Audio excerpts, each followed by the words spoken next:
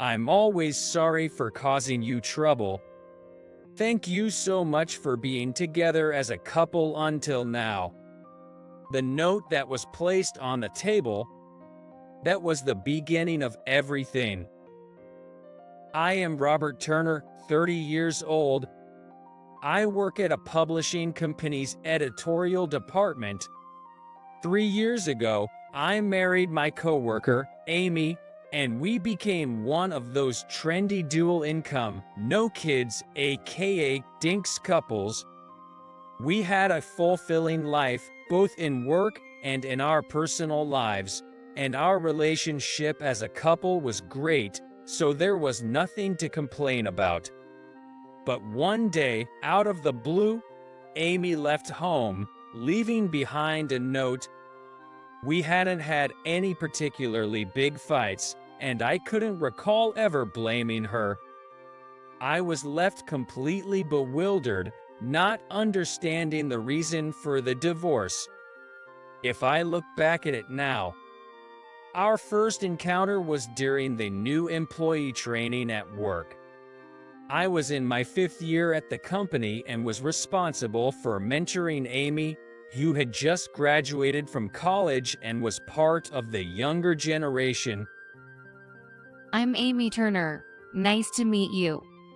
I felt a little uneasy about how excessively cheerful and carefree she was. As expected, she didn't take work seriously at all. She was clumsy and made a lot of mistakes, so it was kind of typical rookie. You couldn't do anything right. But I decided to give it my all to make her a capable editor, no matter what it took. I had to figure out her strengths somehow. I began to carefully observe Amy's characteristics. She was clearly the type who didn't listen to the end of questions during quizzes and made mistakes. But she put in her best effort in everything she did. And just having Amy in the office brightened up the atmosphere. She always greeted everyone with a smile, and before I knew it, she became the office's idol.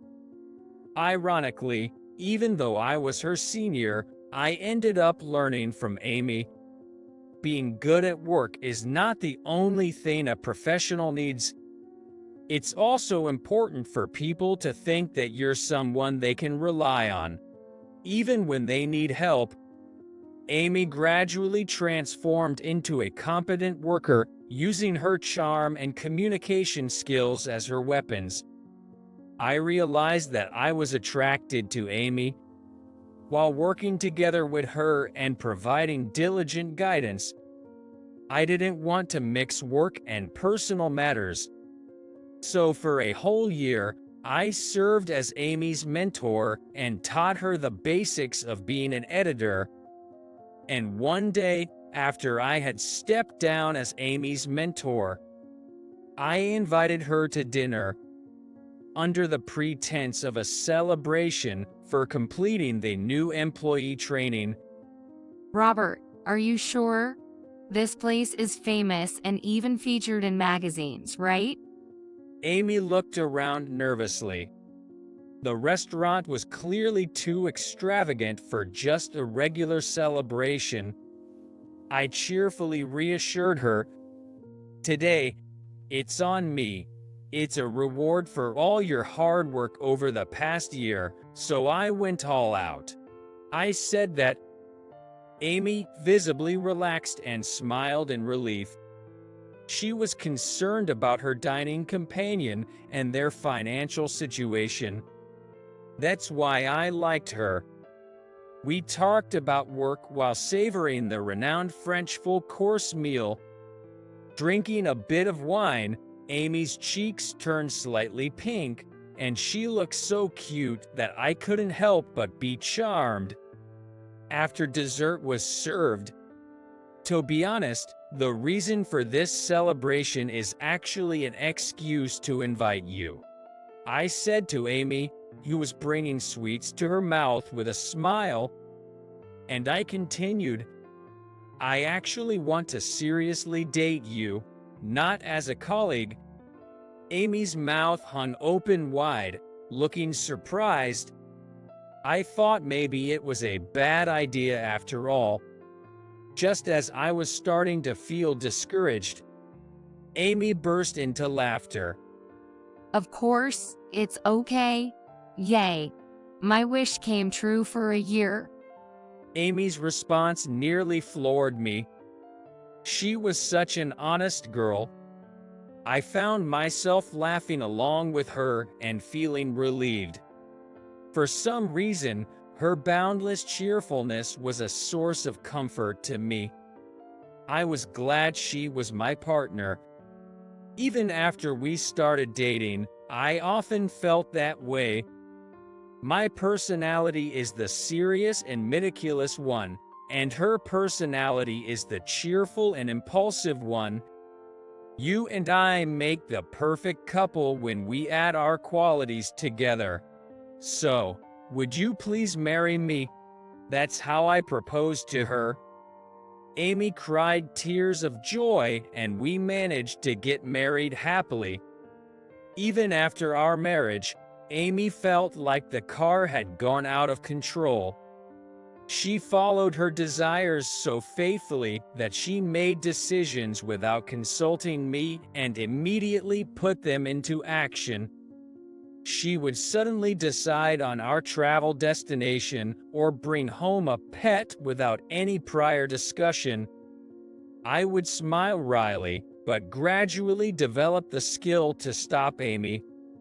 I could understand what she was thinking most of the time and anticipate and prevent her from doing things that might get her into trouble.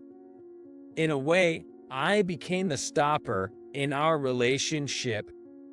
Amy said, I'm not a child anymore, so can you stop checking on my every move? Seriously, Robert, it feels like you're my guardian. She argued with me like a comedy duo. Every time I interacted with her, I would savor the happiness of being with Amy. However, I wondered what on earth the note on this table was about. Now, I couldn't understand Amy's feelings at all. Moreover, she had even sent a resignation letter to her workplace. Anger welled up inside me without thinking. I quickly grabbed my cell phone. I called multiple times, but there was no answer. I panicked and tried to contact Amy's family, but it seemed she hadn't returned home. Amy's mother apologized to me with a sense of regret. I'm really sorry. But since we haven't heard from her either, we don't know what to do. She was right. Once Amy had made up her mind, blaming someone wouldn't change the outcome. In the end, I couldn't even have a discussion with Amy after that. 3 months later, I reluctantly submitted the divorce documents. It was a bitter decision that I made after being persuaded by both my parents and Amy's parents. 5 years after the divorce with Amy, I had become a lonely single man and threw myself even more into my editorial work than before. Well, I had no choice but to use work to distract myself from loneliness. I was going to Denver, Colorado, where Amy's family lived, to work on a travel guide for each state. I had a busy day ahead of me. I had been so busy that I didn't realize it was nearly evening when I finished interviews and meetings all day. I said goodbye to the team members and started walking in the downtown area. Come to think of it, I hadn't been to Colorado once since my divorce with Amy. I don't know why, but I suddenly felt nostalgic and decided to take a leisurely stroll around the streets in Denver. That's when it happened. I spotted a mother holding the hand of a young child coming towards me. As I absent-mindedly gazed at them, I inadvertently muttered in shock. Amy, isn't that Amy? I couldn't help it and tried to blend into the crowd to sneak a peek at her from afar. It was indeed Amy, and thanks to the child throwing a tantrum, it seemed that Amy hadn't noticed me at all. She walked past me, talking to the child. Watching her like that, my pride was completely shattered. Dark emotions surged within me. Is Amy the only one who remarried and is happily living her life after our divorce? Even though it's been 5 years, I was honestly surprised by the immense damage I was feeling. I have given up on Amy. Somewhere deep inside, I realized that my feelings for Amy had never truly faded. But Amy has moved on, leaving me behind. I had to repeatedly remind myself of that. Unfortunately, though, it means I had no role to play. Finally, I decided to leave that place, feeling like I could accept it. However, at that moment, Mommy, there's Daddy. I heard the cute voice of a child and instinctively turned around. Then, there, just a few steps away, stood Amy, looking surprised. The two of us were frozen in place. I couldn't get the words "Daddy" out of my head. Amy remained silent, looking uncomfortable. Long time no see. You seem well. If you have the time. I couldn't help but suggest to go to a nearby coffee shop to talk. Amy nodded slightly, and I addressed the child. His name was Kevin. He looked like a lively and healthy boy. We entered a nearby coffee shop and, despite the initial awkwardness, began to chat about our recent lives and engage in trivial conversation. After a while, I mustered the courage to ask Amy the question that had been on my mind. Actually, why did we end up getting divorced? I could think of any reason at all. Amy looked uneasy, but it seemed like she had made up her mind. She took a deep breath and said, There's something I haven't told you for a long time. I listened intently, my heart pounding. What was the reason that drove Amy to leave our home? What had I done? I found out your true feelings. I overheard you saying that having a wife was a hindrance, that we got married too early. As Amy looked after Kevin, she spoke to me earnestly. Her voice gradually quivered, and tears welled up in her eyes. Amy said that upon hearing this, she felt she shouldn't be here and was leaving. While I was listening attentively to Amy's story, for a moment, I was left dumbfounded. I had no recollection of making such a statement. Did I really say something like that? When I asked her if it might be a case of mistaken identity, she only shook her head. As I stood there, arms crossed, lost in thought, it suddenly hit me. Could it be? I got it. It was that time. I exclaimed loudly enough for the entire coffee shop to hear. No, it's your misunderstanding. I began to explain the situation at the time to the bewildered Amy. It was about my work in editing. It was a made-up story, fiction. I'm sure you misunderstood it. You know my university junior, Ethan, is a writer, right? Amy finally seemed to understand and covered her open mouth with her hand. I proceeded to explain Ethan's situation. He was working and pursuing a career as a novelist at the same time. He had one's fingers in two pies, So when Ethan came to me often, he always sought writing advice. On that day 5 years ago, Ethan had hit a roadblock while working on a submission for a literary award and called me for advice. Please, don't tell Amy that I contacted you. I think she has some professional connection with the judges, doesn't she? So tell me honestly, what do you think of my work? Without thinking, I gave him some advice. I think the protagonist's emotional state regarding considering divorce isn't well written.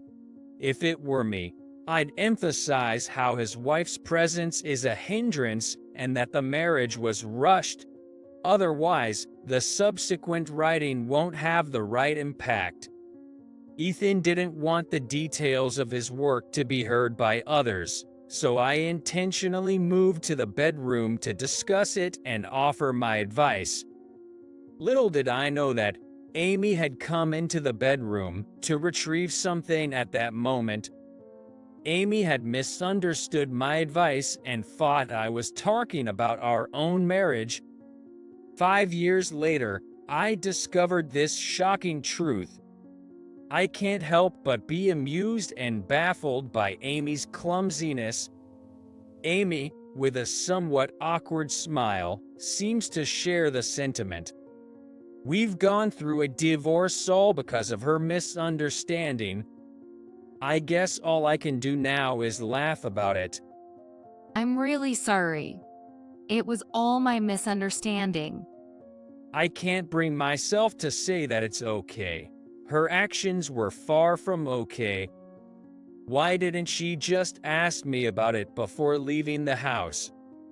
It's just another one of Amy's typical misunderstandings. Amy starts to explain in a hesitant manner. After the divorce from you, I actually wanted to go back to my parents' home. But then, I found out I was 2 months pregnant. I couldn't go back to your place or my parents' place. So, she explained her situation to an acquaintance in the editing production and got a job as a contract employee. Amy didn't want to burden her parents, so she rented an apartment and managed to give birth to our child on her own. However, being a single mother turned out to be more challenging than she thought. She struggled financially, and finally, she came back to her parents' home. She hadn't been in touch with them for a long time, and she says they gave her quite a scolding. While listening to her, I can't help but feel like I'm about to fall out of my chair, and I glance at Kevin, who's eating his parfait in front of me. Is this child really mine? I couldn't help but ask the one question that had been bothering me the most. Earlier, Kevin called me daddy, didn't he? How did he know that without even meeting me? Amy explains with a somewhat awkward smile. At Kevin's preschool, they were making drawings for Father's Day. When he asked, "Where's my daddy?" I showed him a picture of you. That's why he hugged you right away when he saw you today. I was inundated with various shocking revelations, and my mind was in turmoil. Not only had the cause of our divorce been Amy's misunderstanding, but I had also unintentionally become a father to a boy. I'm really, really sorry. My misconceptions and hasty judgments disrupted your life and caused you trouble. Amy began to apologize fervently. While I was internally frustrated, I couldn't help but find the situation increasingly amusing. Isn't this a fantastic life? I've wanted children from the beginning of our marriage, and I never really wanted to divorce Amy in the first place. In fact, it's a happy situation for me. While thinking that, I've become oddly accepting of Amy's eccentricity. Even though I was that serious and stubborn, I'm not even fazed by the fact that there's a hidden child. It's okay, really, calm down. More importantly, thank you so much for raising our child alone for these past 5 years. It must have been tough, and you did really well. I stopped Amy from apologizing wholeheartedly and continued, looking at her with teary eyes. I apologize for creating a situation where you might have misunderstood that I should have been your greatest supporter, wanted a divorce. Besides, back then, I was so busy with work and constantly on business trips. So it wouldn't have been strange for you to suspect me of infidelity. Maybe she recalled that time. Amy suddenly burst into tears. That's right, I was at fault too. I shouldn't jump to conclusions based on her quick judgments. I gently suggest to Amy, shall we fix this messed up situation together? You, me, and Kevin, should we give it another try? When I said that, Amy, sobbing, replied, Is it really okay with someone as clumsy as me? What if I cause trouble for you again, Robert? She said that, but I laughed and said, what are you talking about now? You've been like this from the beginning. My otherwise dull life becomes enjoyable and fulfilling because of the interesting accent called you. Come on, let's go down to the bureau for the marriage license. Amy finally smiled when she heard my sarcastic remark.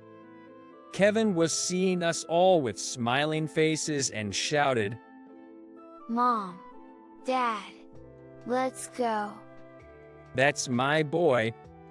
He understands how to handle Amy's mood. The three of us walk hand in hand on the road as the sun sets, so that we didn't pass by each other anymore, and we didn't drift apart anymore. It was finally the moment when Amy and I became a genuine married couple. A year has passed since our fateful reunion in Denver. We successfully remarried. We returned to being the same old eccentric couple, and Kevin quickly accepted me too. Today is Kevin's preschool field day. I'm putting my all into the parent-child event. I'm going to win first place in the parent-child competition for my son, who has been lonely for 5 years. Amy watches me with a happy expression. Maybe I've treated Amy like a daughter until now. But now, we're partners in each other's important lives. I make sure to listen to Amy's opinions well before making decisions on my own. These past 5 years have had their share of challenges, but we'll make every day a happy one, enough to turn it into material for stories. I'm really